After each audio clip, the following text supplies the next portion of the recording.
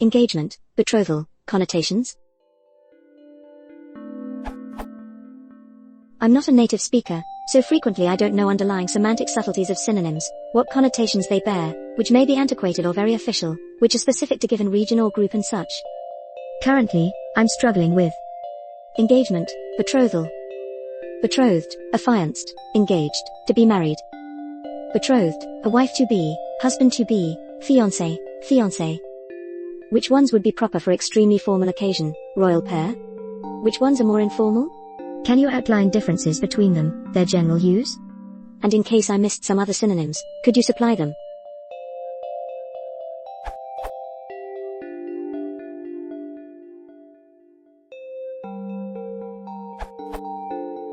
Betrothal carries two implications for me. First, that it wasn't the decision of the people involved, and was perhaps a decision taken when one or the other was still a child. And second, that while there is a promise of marriage, there's no date or certainty to it. In contrast, engagement means we're going to get married. There was once the idea of engaged to be engaged, people who were still in school or otherwise too young to get married or even plan a wedding, but wanted to say they would get married someday. Old-fashioned people like me say you're not engaged unless you have a ring and a date, but I know plenty of people who use the words fiancé and fiancée to mean person I love who I will probably end up marrying, and in many cases person I love, live with, and am raising children with who I will probably end up marrying, but they have no firm plans to actually do that. Language moves. You won't go wrong by assuming a fiancé or fiancée means there is an actual wedding in the next year or less, but don't be shocked if it doesn't and the person just wanted a stronger word than boyfriend or girlfriend.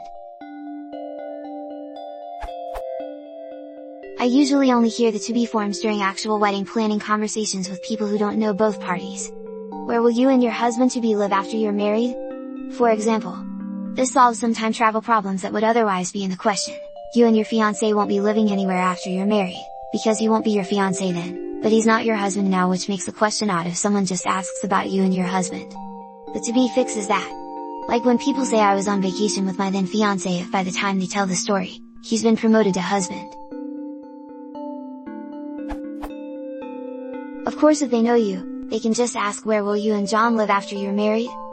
So it has a more formal use. Perhaps because of that, the to-be forms are more formal to my ears than fiancé and fiancée. They sometimes appear in advertising, everything for the bride-to-be for example, as well as in conversations. A bit like mother-to-be, they're not everyday speech unless someone is being amusing by mocking that kind of talking.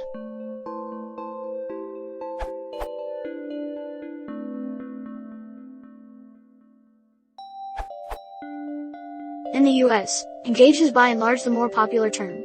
Betrothed and affianced both sound old-fashioned, and perhaps overly formal.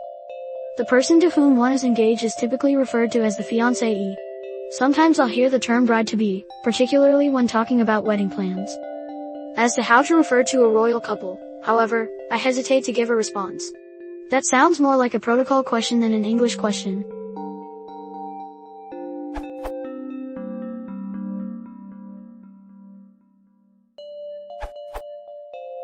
An engagement has largely taken the place of betrothal in the West.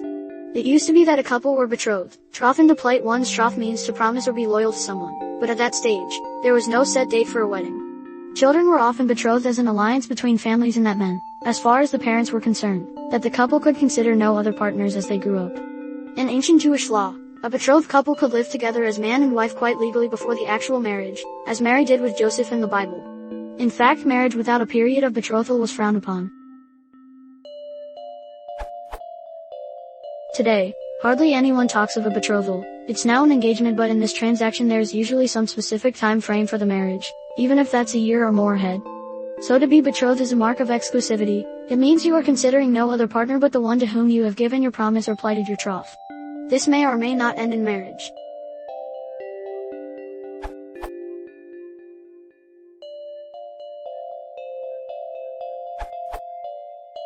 Betrothal and engagement have very different connotations. An engagement is a more modern term and a statement of intent to marry, often having a date already established, hence the saying among older generations that an engagement isn't one until there is a ring and a date set. Betrothal dates from before marriage was a purely civil matter. Today, a marriage is not valid until a marriage license is issued and signed by the bride and groom with witnesses and the issuing official having signed as well in many countries. The prospective couple can be wed in a church, but it won't be recognized as valid until the marriage license is completed and submitted. In many traditions, a betrothal essentially means that the couple is married in all but name, and was common until recently due to marriages often being held off for economic reasons, as a husband was expected to be economically self-sufficient before marriage. This was especially true if he is the eldest, surviving, son and thus has to be able to take care of his parents in their old age. During a betrothal, the bride and groom still live with their respective families until the wedding, in which they will then live in the same house. There have been exceptions to this rule.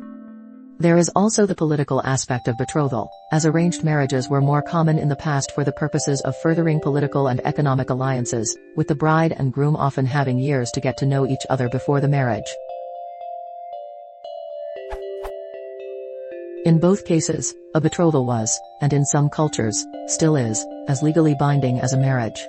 If either party sleeps with someone else other than their betrothed, it was, and still is in some cultures, considered adultery in the eyes of the law. Furthermore, a betrothal could only be ended through a divorce, unfaithfulness on the part of one or both of the parties. Also, any children born during a betrothal were automatically considered legitimate without the father having to publicly acknowledge the child as his, with significant stigma if the father claims the child is not his, but it can be proven that the mother had remained faithful, and is in line to inherit even if the father dies before the marriage.